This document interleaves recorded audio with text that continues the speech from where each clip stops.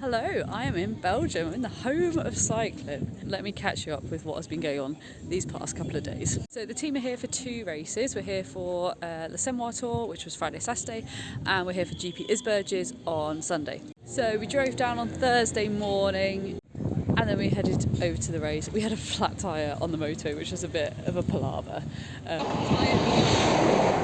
Yeah, it's a proper tyre, but it's a space over wheel. But we got there at like 9 p.m. though, which meant we couldn't do a pre-race ride, which was a bit annoying.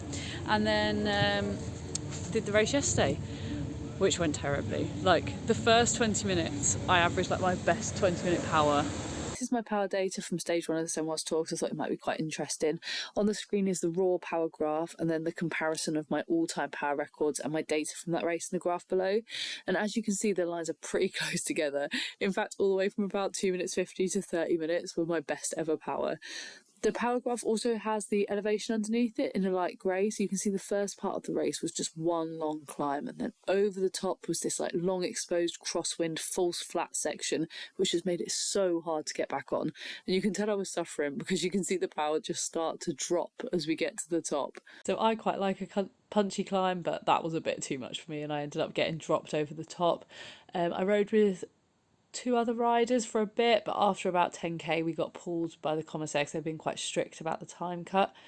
I was so gutted at the time, which is why I'm filming this like a week later because I just really didn't feel like filming at the time. Like I was just so gutted about doing what I thought at the time was really rubbish. Anyway, it didn't all end in doom and gloom because G and Claire also got caught outside the time limit. So on the next day we both, well, the three of us went for a ride and had a couple of cafe stops, and it was chucking it down with rain, so we were actually so glad that we weren't racing. So G's got a nice coffee, me and Claire have got a green and mint tea, but look at these, man. Look at these little like, I know. Oh, actually we should do meet Claire, you know, the new rider of the team. Yeah. Tell us a bit about yourself, where you're from. I'm from South Carolina in the United States. Yeah. It's our first international member. Oh. Yeah. Well, do you class the Irish? Yeah, I guess so. Yeah, that is. Bad, like, but yeah, I guess so. The Irish riders on the team. Yeah. But the best bit about this coffee and tea is it's only €8. Mate, what a bargain. But it was super cool to be fans for the day. I get to cheer on Connie and Phoebe. They did so well.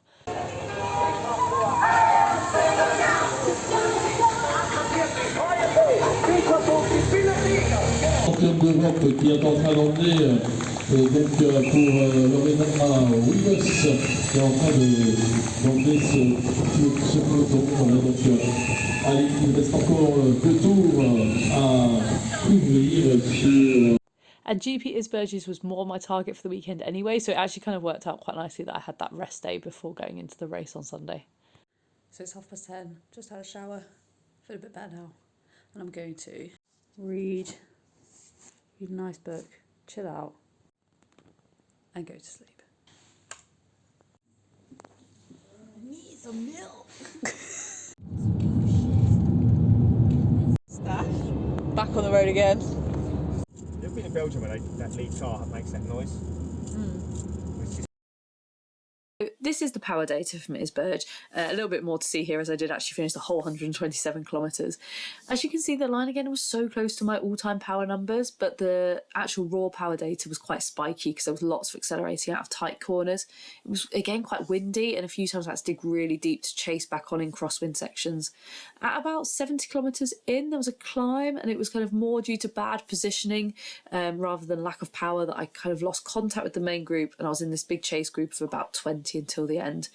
We didn't let up though, and we kept chasing the whole race, which was kind of fun, pulling chain gang turns with like Park Hotel and Sarah Tizit. This race I did last year, I came 27th, so I was hoping for quite a good result, but my god, it was so much harder.